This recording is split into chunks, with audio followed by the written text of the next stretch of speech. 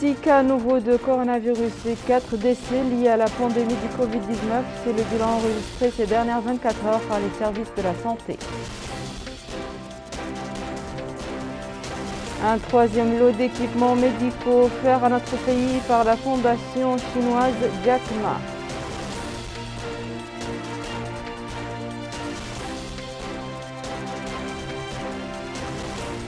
Le port du masque de plus en plus conseillé comme l'une des mesures barrières pour se protéger du coronavirus.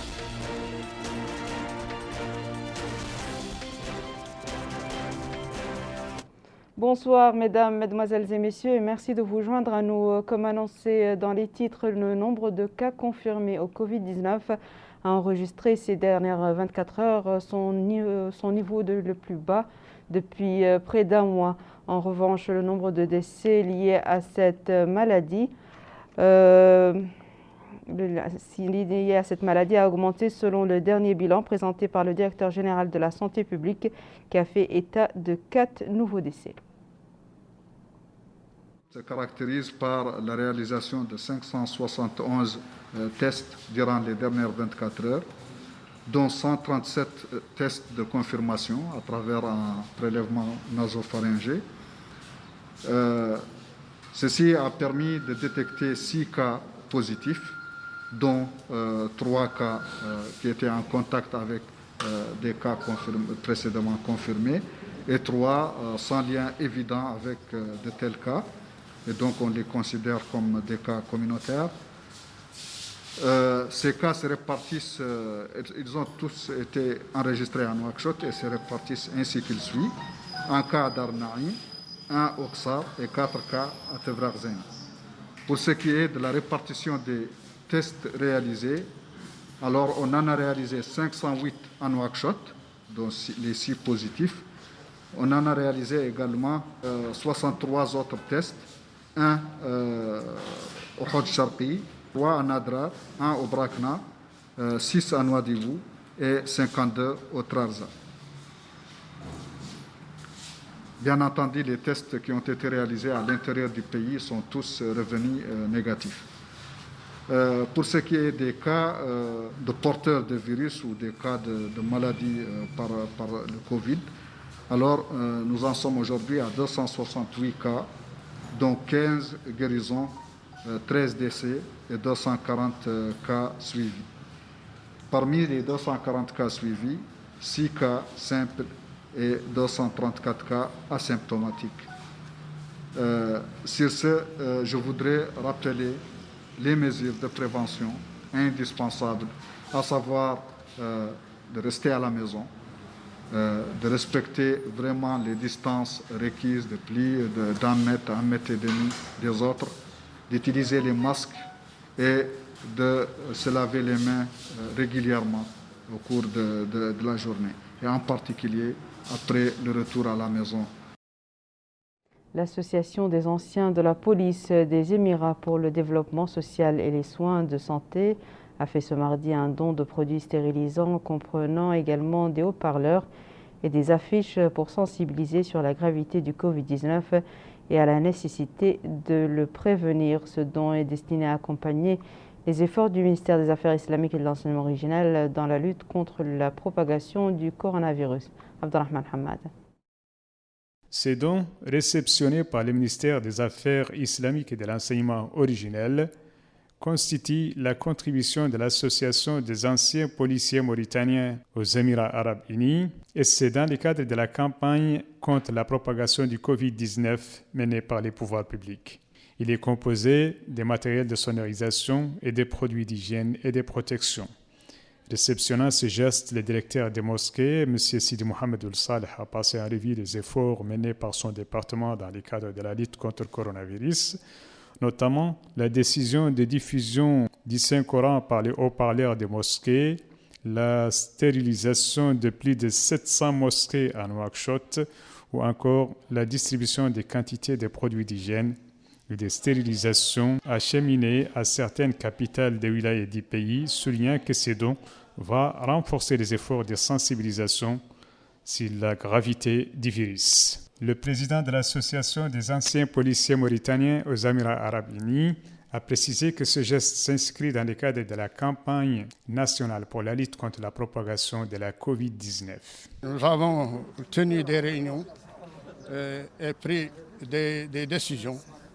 La première, c'est de participer à la sensibilisation et nous avons chargé des commissions spécialisées et nous les avons chargées et distribuées dans les 3 régions, les 3 wilayas de Nouakchott. Ces commissions ont entrepris beaucoup de travaux dans le domaine de la sensibilisation. Le deuxième point que nous avons aussi fait, c'est d'imprimer des quantités de dépliants. Des quantités de dépliants que nous avons aussi diffusés dans les 3 régions. Il est à noter que cette campagne de récital de haut-parleurs du Saint-Coran dans toutes les mosquées du pays avait été ordonnée par les ministres des Affaires islamiques et de l'enseignement originel dès l'apparition de la pandémie sous le thème « Par les Corans, nous luttons contre la pandémie ». Autre don, celui de la Chine à notre pays, le 3e du genre, accordé par la fondation chinoise Jack Ma. Le don renferme des équipements médicaux destinés à lutter contre la pandémie du coronavirus. Abdullah Damaba. Ce 3e lot de matériel d'assistance dans le cadre de la lutte contre la pandémie du Covid-19 a été offert par la fondation Jack Ma et le groupe Alibaba de la République populaire de Chine. Il comprend des masques, des équipements médicaux, des caméras thermiques entre autres. Il permet ainsi de renforcer le fonds de solidarité pour faire face au Covid-19. L'opportunité de cette aide a été mise en avant. Ce don qui constitue le 3e lot de la part de la fondation Alibaba que nous allons recevoir tout à l'heure de vos mains vient à point nommé parce qu'il vient renforcer le fonds de solidarité qui a été mis en place par son Excellence Monsieur le Président de la République, Mohamed Cheikh El Ghazouani. Évidemment, il est composé de plusieurs items qui vont dans le sens à améliorer la prise en charge des cas de Covid-19. Vous le savez très bien, le Covid-19 est une pandémie et donc n'a pas épargné la Mauritanie, comme aussi à son temps, il n'a pas épargné votre pays. Il est vrai que sur le tableau épidémiologique, la situation est plus ou moins acceptable avec une dernière semaine qui a été un peu tumultueuse. La synergie des efforts pour lutter contre cette pandémie a été soulignée. Je voudrais réaffirmer que le peuple chinois, le gouvernement chinois, reste toujours aux côtés de nos amis mauritaniens, surtout en cette période d'épreuve de lutte contre l'épidémie, parce qu'il s'agit d'une lutte mondiale. Un seul pays ne peut pas endiguer cette épidémie. Il faut avoir une coopération internationale le plus large possible, que la Chine s'efforce d'aider les pays africains, en particulier la Mauritanie, un pays frère et ami de la Chine. Au cours de cette cérémonie, les membres de cette délégation se sont enquis de ces équipements qui ont été offerts. Le groupement général de la sécurité routière a adressé ses excuses à l'opinion publique après la circulation sur les réseaux sociaux d'une vidéo montrant des éléments de ce corps soumettre des citoyens des pratiques humiliantes. Des mesures juridiques sanctionnant de tels actes ont été prises à l'encontre des coupables. Retour à Abdelrahman Hamad. Le directeur général du groupement général de sécurité routière a présenté ses excuses aux citoyens qui ont été maltraités par des éléments du groupement. Cela s'est produit samedi dernier vers les coups de 17h dans la zone de Orabank dans la Muqata'a de Tevraghzena. Les excuses ont été présentées à travers un communiqué adressé à l'opinion publique par le capitaine Ismaïl Latiq, directeur régional du groupement général de sécurité routière au niveau de la wilaya de Nouakchott Sud. Le capitaine Ismaïl Latiq a précisé que la direction du groupement général de sécurité routière a l'audace et le courage d'assumer la responsabilité morale et éthique des erreurs commises par ces éléments dans l'exercice de leurs fonctions. Partant de cela, a ajouté le capitaine, la direction du groupement rassure les citoyens qu'elle a formé un comité d'enquête, arrêté les concernés et pris des mesures juridiques dissuasives à leur encontre. Ces mesures portent sur les licenciements et les renvois devant la justice conformément à la loi anti-torture et au droit pénal mauritanien qui criminalise la torture et les insultes en toutes circonstances. Le capitaine a révélé que la preuve de leur condamnation est tangible par audio et vidéo, faisant remarquer qu'ils étaient 3 éléments. 2 ont agressé les citoyens et le 3e a filmé et publié la vidéo. Le capitaine Smaïloul Atiq a souligné que le groupement général de sécurité routière est tenu à respecter la dignité des citoyens et à les rapprocher des services, informant les citoyens que les violations ne représente pas le groupement qui veille à la sécurité des citoyens. Si le groupement n'a pas pris en considération les conditions sociales des concernés pour alléger la sanction, cela est dû à la conjoncture où l'erreur a été commise, a expliqué le capitaine, qui a affirmé que toute violation sera sanctionnée avec fermeté. Il s'agit d'un acte commis délibérément par ces éléments dans l'intention de ternir l'image du groupement général de sécurité routière, a ajouté le capitaine Smaïloul Atiq. Il a enfin exhorté les citoyens à rester à la maison et à se conformer aux mesures barrières pour endiguer cette pandémie. Le coronavirus est certes source de beaucoup de malheurs. Cependant, il fait le bonheur de certains, particulièrement ceux qui s'adonnent à la vente des masques protecteurs et des solutions hydroalcooliques. Aminata Khan. Depuis le mois de mars dernier, des mesures préventives pour lutter contre la pandémie du coronavirus ont été instaurées dans le pays. Aujourd'hui, les Nouakchotois, jadis connus pour le port du turban, n'ont pas eu beaucoup de mal à s'habituer aux masques chirurgicaux. Ce citoyen enturbané que nous avons rencontré dans l'une des avenues de la place nous a confié que le port du masque est indispensable pour prévenir la pandémie. Il exhorte les citoyens à respecter les mesures préventives. Cet autre citoyen a indiqué que tous les Mauritaniens doivent être unis pour le même combat qui est celui de vaincre la pandémie du Covid-19 dans le pays. À cause de la recrudescence de la pandémie du Covid-19 dans le pays au cours de ces dernières semaines, les autorités ont intensifié les mesures. Parmi elles figure le port obligatoire du masque dans les espaces publics. Cette dame a souligné que le port du masque est certes contraignant, mais que c'est un mal nécessaire en cette période où la pandémie du Covid-19 sévit dans le pays. Dans les rues de la ville, les habitants que nous avons rencontrés portent tous des masques ou sont enturbanés. Pour qu'ensemble nous puissions vaincre la pandémie, nous devons tous respecter les mesures barrières et limiter les déplacements. La lutte contre la pandémie du Covid-19 dans le pays a créé un nouveau type de commerce dans le marché. Il s'agit de la vente des masques chirurgicaux fabriqués localement par nos tailleurs. Pour ce tailleur, il a indiqué que c'est une occasion pour lui de travailler, mais également de contribuer à la lutte contre cet ennemi commun. Et il poursuit en indiquant que son plus grand souhait est que tous les malades se rétablissent rapidement. À Nouakchott, les marchés sont bondés de gel hydroalcoolisé, mais aussi de savon et de détergents. Les gels hydroalcooliques sont disponibles en quantité suffisante sur le marché. Cependant, moi, je préfère utiliser le savon ordinaire qui est plus sain, indique cette dame. En attendant le retour à la normale, les Nouakchotois respectent les mesures préventives pour lutter contre un ennemi commun féroce et invisible. Direction à présent la capitale du Brakna, en l'occurrence Alleg, où les autorités administratives continuent d'inciter la population à respecter les mesures barrières pour éviter la transmission de la pandémie du Covid-19. Retour à Abdullah Damaba. La localité d'Alleg, à l'image des autres wilayas du pays, fait face à la menace liée à la propagation du coronavirus. Les habitants sont parfums des mesures préventives à adopter afin de minimiser les risques de contraction de cette maladie. Cet habitant dit qu'ils ont adopté les mesures préventives, particulièrement les rassemblements auxquels ils ne prennent plus part. Ils ont aussi limité leurs déplacements. Ces résidentes disent qu'elles ont eu des échos liés à cette maladie par le biais de la radio et de la télévision. Elles se méfient de cette pandémie et sont attachées aux consignes des autorités du pays. Cette citoyenne a aussi précisé qu'elle se méfie du coronavirus quand elle part en ville, dit-elle. Elle met son masque et si elle s'aperçoit de quelqu'un qui touche, elle s'éloigne de la personne en question.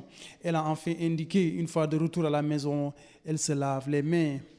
Cet autre citoyen affirme que le Wali et le Hakem sont venus pour leur faire part des mesures préventives à adopter. Ils ont aussi reçu de leur part des détergents pour leur hygiène. En plus, dit-il, des jeunes viennent tous les jours pour les rappeler les mesures préventives dont ils doivent s'accommoder.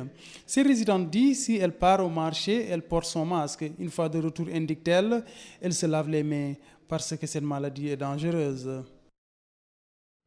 À Boutilimite, la situation épidémiologique relative au coronavirus, telle qu'elle nous a été présentée par le docteur Bidjel Ramdan, chirurgien à l'hôpital Al-Hamed, se caractérise par 5 cas. 4 sont en état de confinement chez eux dans la localité d'Arafat, tandis que le 5e, résident à Boutilimite-Ville, cas dépisté positif au Covid-19, positif au Covid-19 et souffrant de fièvre et de complications respiratoires sera évacué à Nouakchott. Il y a une semaine, l'institution Mauritanie sans mendicité faisait don de plus de 20 millions d'anciens ouguiyas à 904 personnes, parmi lesquelles des mendiants. L'objectif était d'amener ces derniers à rompre avec la mendicité, particulièrement cette période de la pandémie, afin d'éviter de contracter le virus. Retour à Minatakan. Ils sont de tout âge et on les retrouve généralement dans les carrefours et grandes avenues de la capitale. Eux, ce sont les mendiants et sont les plus exposés actuellement avec la pandémie du Covid-19 qui sévit dans notre pays. Et c'est dans ce cadre que les autorités, à travers les ministères de l'Intérieur et de la décentralisation et des Affaires sociales de l'enfance et de la famille, en plus du commissariat aux droits de l'homme, œuvrent pour la mise en place d'une stratégie en vue de mettre fin au phénomène de la mendicité dans la capitale. La fondation a entrepris une opération spéciale le jour de la fête.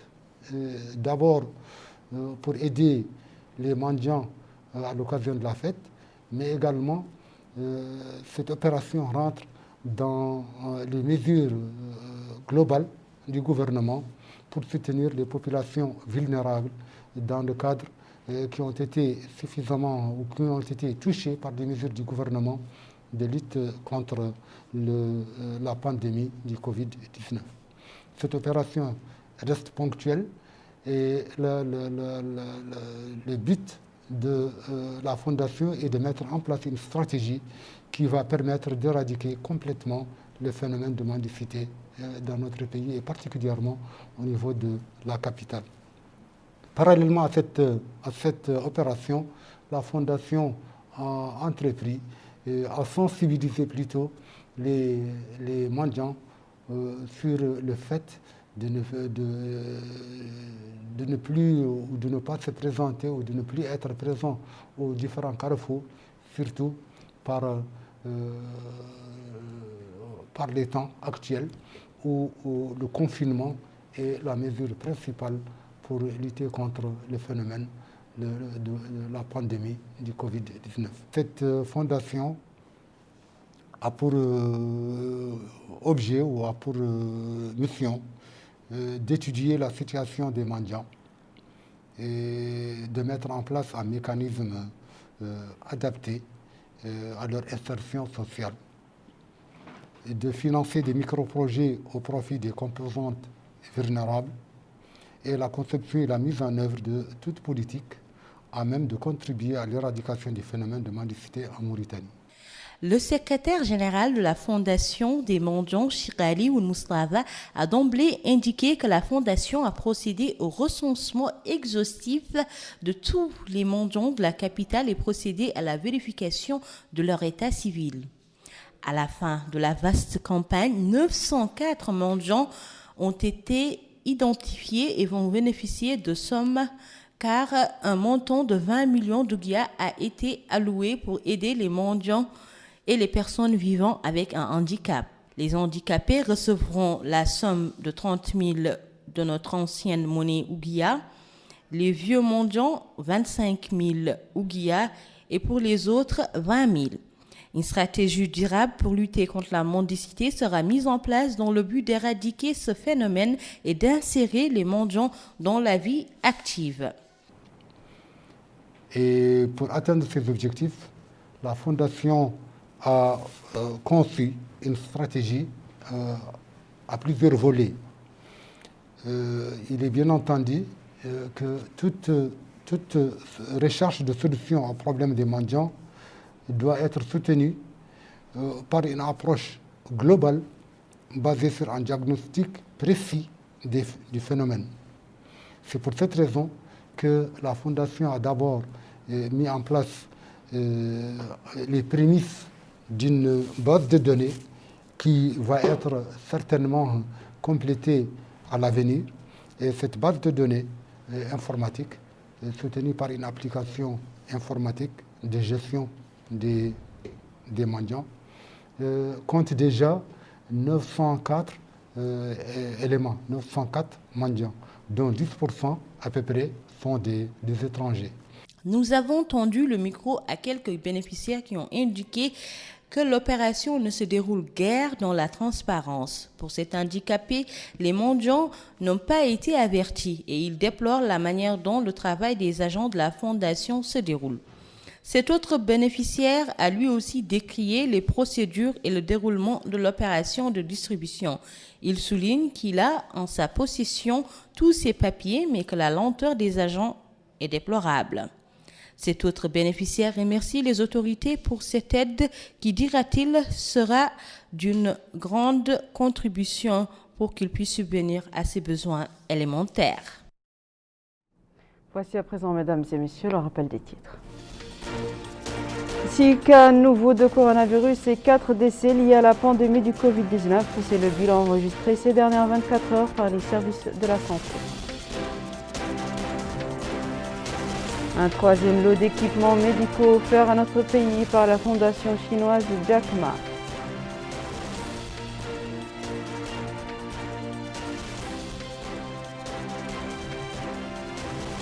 Le port du masque de plus en plus conseillé comme l'une des mesures barrières pour se protéger du coronavirus.